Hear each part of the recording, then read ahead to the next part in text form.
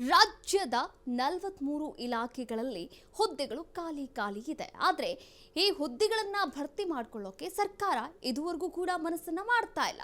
ಆದರೆ ಇವಾಗ ಅಧಿವೇಶನ ನಡೀತಾ ಇದೆ. ಈ ಒಂದು ಅಧಿವೇಶನದಲ್ಲಿ ಚುಕ್ಕೆ ಗುರುತಿನ ಪ್ರಶ್ನೆಯನ್ನ ಕೂಡ ಕೇಳಲಾಗಿದೆ. ಅದು ಏನು ಅಂತ ಅಂದರೆ, ಸರ್ಕಾರ ಅಂದರೆ ಇಷ್ಟು ಇಲಾಖೆಯಲ್ಲಿ ಈಗಾಗಲೇ ಕೆಲವೊಂದಷ್ಟು ಇಲಾಖೆಗಳಲ್ಲಿ ಹುದ್ದೆಗಳು ಖಾಲಿ ಇದೆ. ಆದರೂ ಕೂಡ ಈ ಬಗ್ಗೆ ಗಮನವನ್ನ ಹರಿಸಿಲ್ಲ ಎನ್ನುವ ನಿಟ್ಟಿನಲ್ಲಿ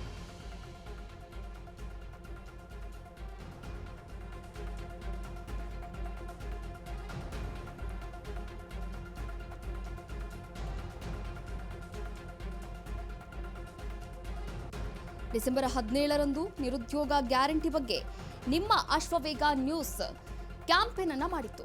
ದಿನವಿಡೀ ನಿರುದ್ಯೋಗ ಗ್ಯಾರಂಟಿ ಬಗ್ಗೆ ಕ್ಯಾಂಪೇನ್ ಅನ್ನು ಮಾಡಿತ್ತು ಅಶ್ವವೇಗ ನ್ಯೂಸ್. ಇಂದು ಅಶ್ವವೇಗ ನ್ಯೂಸ್ನ ವರದಿ ವಿಧಾನಸಭೆಯಲ್ಲಿ ಚರ್ಚೆಯಾಗಿದೆ. ಇದು ನಿಮ್ಮ ಅಶ್ವವೇಗ ನ್ಯೂಸ್ನ ಬಿಗ್ ಇಂಪ್ಯಾಕ್ಟ್ ಆಗಿರುವಂಥದ್ದು. ಸದನದಲ್ಲಿ ಸರ್ಕಾರಿ ಇಲಾಖೆಗಳ ಖಾಲಿ ಹುದ್ದೆ ಬಗ್ಗೆ ಚರ್ಚೆ ಕೂಡ ನಡೆಸಲಾಗಿದೆ. ರಾಜ್ಯದ 43 ಇಲಾಖೆಗಳಲ್ಲಿ ಹುದ್ದೆಗಳು ಖಾಲಿ ಇದೆ. ಇನ್ನು ಈ ಕುರಿತಂತೆ ನಿಮ್ಮ ಅಶ್ವವೇಗ ನ್ಯೂಸ್ ಡಿಸೆಂಬರ್ 17ನೇ ತಾರೀಕು ಇಡೀ ದಿನ ಒಂದು ವರದಿಯನ್ನ ಕೂಡ ನೀಡಿತ್ತು. ಆ ಒಂದು ವರದಿಗೆ ಫಲಶ್ರುತಿ ಎಂಬಂತೆ ಇವತ್ತು ಅಧಿವೇಶನದಲ್ಲಿ ಆ ಒಂದು ವಿಚಾರದ ಬಗ್ಗೆ ಚರ್ಚೆಯನ್ನ ಕೂಡ ಮಾಡಲಾಗಿದೆ.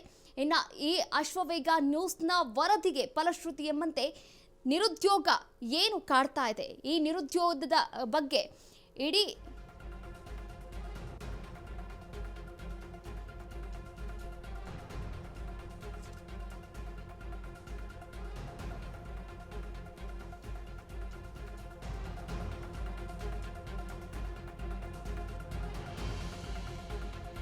ಖಾಲಿ ಹುದ್ದೆ ಭರ್ತಿಗೆ ಆರ್ಥಿಕ ಸಂಕಷ್ಟವಿದೆ ಅಂತ ಸಿಎಂ ಸಿದ್ದರಾಮಯ್ಯ ಹೇಳಿದ್ದಾರೆ.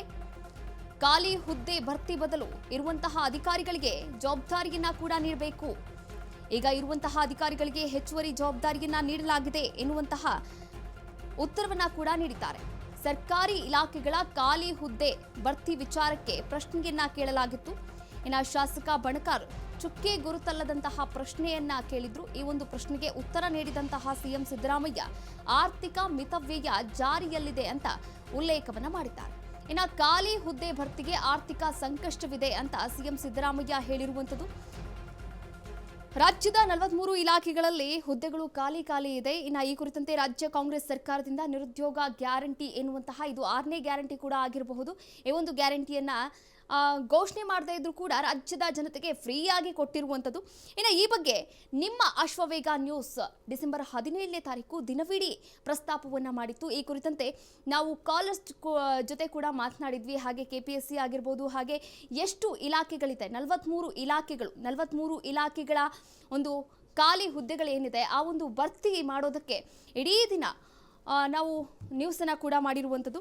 ಇನ್ನು ರಾಜ್ಯ ಸರ್ಕಾರದ ವಿವಿಧ ಇಲಾಖೆಗಳಲ್ಲಿ ಒಟ್ಟಾರೆಯಾಗಿ ನೋಡೋದಾದ್ರೆ 2,76,386 ಹುದ್ದೆಗಳು ಕೂಡ ಖಾಲಿ ಇದೆ ಅನ್ನೋದರ ಬಗ್ಗೆ ಸಿಎಂ ಸಿದ್ದರಾಮಯ್ಯ ಮಾಹಿತಿಯನ್ನು ಕೂಡ ನೀಡಿದ್ದಾರೆ. ಒಟ್ಟಾರೆಯಾಗಿ ಸರ್ಕಾರಿ ಇಲಾಖೆಗಳ ಖಾಲಿ ಹುದ್ದೆಯ ಭರ್ತಿಯ ಬಗ್ಗೆ ಒಂದು ಪ್ರಶ್ನೆಯನ್ನ ಕೂಡ ಕೇಳಲಾಗಿತ್ತು.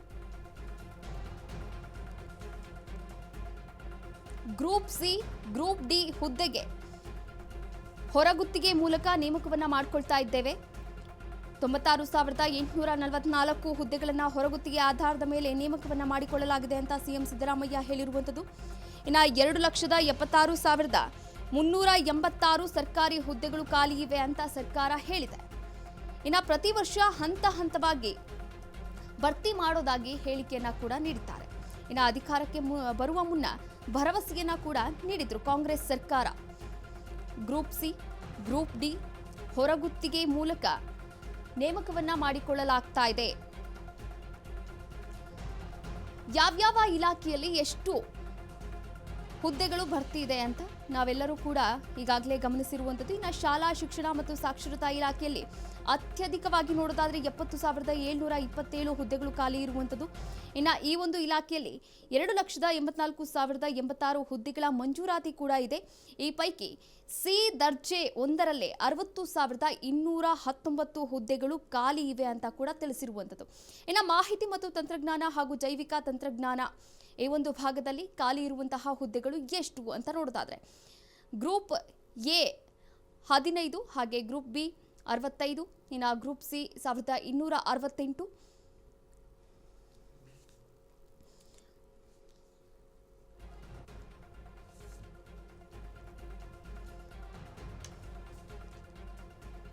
ರಾಜ್ಯ ಸರ್ಕಾರದಲ್ಲಿ 2.76 ಲಕ್ಷ ಹುದ್ದೆ ಖಾಲಿ ಇದೆ. ಇನ್ನು ವಿಧಾನಸಭೆಯಲ್ಲಿ ಸಿದ್ದರಾಮಯ್ಯ ಈ ಬಗ್ಗೆ ಮಾಹಿತಿಯನ್ನು ಕೂಡ ನೀಡಿದ್ದಾರೆ. ಚುಕ್ಕೆ ಗುರುತಲ್ಲದಂತಹ ಪ್ರಶ್ನೆಗೆ ಉತ್ತರವನ್ನು ಕೂಡ ನೀಡಿದ್ದಾರೆ. ರಾಜ್ಯ ಸರ್ಕಾರದ ವಿವಿಧ ಇಲಾಖೆಗಳಲ್ಲಿ ಒಟ್ಟು 2,76,386 ಹುದ್ದೆಗಳು ಖಾಲಿ ಇವೆ. ಒಟ್ಟಾರೆಯಾಗಿ 7,80,748 ಮಂಜೂರಾದ ಹುದ್ದೆಗಳ ಪೈಕಿ 5,04,362 ಹುದ್ದೆಗಳು ಮಾತ್ರ ಭರ್ತಿ ಇವೆ ಅಂತ ಮುಖ್ಯಮಂತ್ರಿ ಸಿದ್ದರಾಮಯ್ಯ ಅವರು ವಿಧಾನಸಭೆಯಲ್ಲಿ ತಿಳಿಸಿದ್ದಾರೆ. ಇನ್ನು ಕಾಂಗ್ರೆಸ್ನ ರವಿಕುಮಾರ್ ಗಣಿಗ ಪ್ರಶ್ನೆಯನ್ನ ಕೂಡ ನೀಡಿದ್ರು. ಲಿಖಿತ ಪ್ರಶ್ನೆಗೆ ಉತ್ತರವನ್ನ ಕೂಡ ನೀಡಿದ್ದಾರೆ. ಹಾಗೆ ಇನ್ನು ಎ ದರ್ಜೆಯ 16,017, ಹಾಗೆ ಬಿ ದರ್ಜೆಯ 16,734, ಹಾಗೆ ಸಿ ದರ್ಜೆಯ 1,66,021, ಹಾಗೆ ಡಿ ದರ್ಜೆಯ 77,614 ಹುದ್ದೆಗಳು ಖಾಲಿ ಇವೆ ಎನ್ನುವಂತಹ ಮಾಹಿತಿಯನ್ನ ಕೂಡ ಒದಗಿಸಿದ್ದಾರೆ. ಇನ್ನು ಶಾಲಾ ಶಿಕ್ಷಣ ಮತ್ತು ಸಾಕ್ಷರತಾ ಇಲಾಖೆಯಲ್ಲಿ ಅತ್ಯಧಿಕವಾಗಿ 70,727 ಹುದ್ದೆಗಳು ಖಾಲಿ ಇದೆ. ಈ ಇಲಾಖೆಯಲ್ಲಿ ಒಟ್ಟು 2,84,086 ಹುದ್ದೆಗಳ ಮಂಜೂರಾತಿ ಕೂಡ ಆಗಿದೆ. ಇನ್ನು ಈ ಪೈಕಿ ಸಿ ದರ್ಜೆ 1ರಲ್ಲಿ 60,219 ಹುದ್ದೆಗಳು ಖಾಲಿ ಇವೆ ಅಂತ ಕೂಡ ತಿಳಿಸಿದ್ದಾರೆ ಸಿಎಂ ಸಿದ್ದರಾಮಯ್ಯ ಅವರು. ಇನ್ನು ಗೃಹ ಇಲಾಖೆಯಲ್ಲಿ ಎಷ್ಟು ಹುದ್ದೆಗಳು ಖಾಲಿ ಇದೆ ಅಂತ ನೋಡೋದಾದ್ರೆ 26,168, ಹಾಗೆ ಉನ್ನತ ಶಿಕ್ಷಣ ಇಲಾಖೆಯಲ್ಲಿ 13,227 ಹುದ್ದೆಗಳು ಖಾಲಿ ಇದೆ. ಇನ್ನು ಕಂದಾಯ ಇಲಾಖೆಯಲ್ಲಿ ನೋಡೋದಾದ್ರೆ 11,145 ಹುದ್ದೆಗಳು ಖಾಲಿ ಇದೆ. ಗ್ರಾಮೀಣಾಭಿವೃದ್ಧಿ ಮತ್ತು ಪಂಚಾಯತ್ ರಾಜ್ ಇಲಾಖೆಯಲ್ಲಿ 10,898 ಹುದ್ದೆಗಳು ಖಾಲಿ ಇದೆ. ಇನ್ನು ಪಶುಸಂಗೋಪನಾ ಇಲಾಖೆಯಲ್ಲಿ 10,755 ಹುದ್ದೆಗಳು ಖಾಲಿ ಇದೆ. ಇನ್ನು ಸಮಾಜ ಕಲ್ಯಾಣ ಇಲಾಖೆಯಲ್ಲಿ 9,980 ಹುದ್ದೆಗಳು ಕೂಡ ಖಾಲಿ ಇರುವಂಥದ್ದು. ಹಾಗೆ ಆರ್ಥಿಕ ಇಲಾಖೆಯಲ್ಲಿ 9,536 ಹುದ್ದೆಗಳು ಖಾಲಿ ಇದ್ದರೆ ಹಿಂದುಳಿದ ವರ್ಗಗಳ ಕಲ್ಯಾಣ ಇಲಾಖೆಯಲ್ಲಿ 8,334 ಹುದ್ದೆಗಳು ಖಾಲಿ ಇವೆ ಅಂತ ಕೂಡ ಮಾಹಿತಿಯನ್ನ ನೀಡಿದ್ದಾರೆ. ಒಟ್ಟಾರೆಯಾಗಿ ನೋಡೋದಾದ್ರೆ 43 ಇಲಾಖೆಗಳಲ್ಲಿ ಒಟ್ಟಾರೆಯಾಗಿ 2 ಲಕ್ಷಕ್ಕೂ ಅಧಿಕ ಹುದ್ದೆಗಳು ಖಾಲಿ ಇರುವಂಥದ್ದು. ಈ ಬಗ್ಗೆ ನಿಮ್ಮ ಅಶ್ವವೇಗ ನ್ಯೂಸ್ ಡಿಸೆಂಬರ್ 17ನೇ ತಾರೀಕು ಇಡೀ ದಿನ ಕ್ಯಾಂಪೇನ್ ಮಾಡಿತ್ತು. ಈ ಬಗ್ಗೆ ವಿಸ್ತೃತವಾಗಿ ಒಂದು ಸುದ್ದಿಯನ್ನ ಕೂಡ ನೀಡಿದ್ವಿ. ಆ ಒಂದು ಸುದ್ದಿ ಇದೀಗ ವಿಧಾನಸೌಧದಲ್ಲಿ ಅಧಿವೇಶನದಲ್ಲಿ ಪ್ರಸ್ತಾಪ ಆಗಿದೆ. ಈ ಕುರಿತಂತೆ ಚರ್ಚೆಯನ್ನ ಕೂಡ ಮಾಡಲಾಗಿದೆ. ಸದನದಲ್ಲಿ ಸರ್ಕಾರಿ ಇಲಾಖೆಗಳ ಖಾಲಿ ಹುದ್ದೆ ಏನಿದೆ ಆ ಒಂದು ಹುದ್ದೆಗಳಿಗೆ ಭರ್ತಿ ಮಾಡುವ ಬಗ್ಗೆ ಭರವಸೆಯನ್ನ ಕೂಡ ನೀಡಿದ್ದಾರೆ. ಇನ್ನು ಯಾರು ಪ್ರಶ್ನೆಯನ್ನ ಕೇಳಿದ್ರು ಈ ಒಂದು ಅಧಿವೇಶನದಲ್ಲಿ ಅಂತ ನೋಡೋದಾದ್ರೆ ಶಾಸಕ ಬಣಕಾರ್ ಅವರು ಚುಕ್ಕೆ ಗುರುತಲ್ಲದಂತಹ ಒಂದು ಪ್ರಶ್ನೆಯನ್ನ ಕೇಳಿದ್ದಾರೆ. ಈ ಒಂದು ಪ್ರಶ್ನೆಗೆ ಸಿಎಂ ಸಿದ್ದರಾಮಯ್ಯ ಉತ್ತರವನ್ನ ಕೂಡ ನೀಡಿದ್ರು. ಆರ್ಥಿಕ ಮಿತವ್ಯಯ ಜಾರಿಯಲ್ಲಿದೆ ಅಂತ ಉಲ್ಲೇಖವನ್ನ ಕೂಡ ಮಾಡಿದ್ದಾರೆ. ಇನ್ನು ಖಾಲಿ ಹುದ್ದೆ ಭರ್ತಿಗೆ ಆರ್ಥಿಕ ಸಂಕಷ್ಟ ಕೂಡ ಎದುರಾಗಿದೆ. ಅಂದರೆ ಇವಾಗ ಖಾಲಿ ಹುದ್ದೆಗಳು ಏನಿದೆ ಆ ಖಾಲಿ ಹುದ್ದೆಗಳನ್ನು ಭರ್ತಿ ಮಾಡ್ಕೋಬೇಕು, ಆದರೆ ಆರ್ಥಿಕ ಸಂಕಷ್ಟವನ್ನು ನಮ್ಮ ಸರ್ಕಾರ ಎದುರಿಸ್ತಾ ಇದೆ ಎನ್ನುವಂತಹ ಮಾಹಿತಿಯನ್ನು ಕೂಡ ನೀಡಿದ್ದಾರೆ. ಈಗ ಇರುವಂತಹ ಅಧಿಕಾರಿಗಳಿಗೆ ಹೆಚ್ಚಿನ ಜವಾಬ್ದಾರಿಯನ್ನು ಕೂಡ ನಿಯೋಜನೆ ಮಾಡಲಾಗಿದೆ ಎನ್ನುವಂತಹ ಬಗ್ಗೆ ಮಾಹಿತಿಯನ್ನು ಕೂಡ ನೀಡಲಾಗಿದೆ. ಒಟ್ಟಾರೆಯಾಗಿ ನಾವು ನೋಡೋದಾದರೆ 2 ಲಕ್ಷಕ್ಕೂ ಅಧಿಕ ಹುದ್ದೆಗಳು ಖಾಲಿ ಇದೆ. ಆದರೆ ಇವಾಗ ಅದನ್ನೆಲ್ಲ ಕೂಡ ಫಿಲ್ ಮಾಡೋಕೆ ಆಗಲ್ಲ.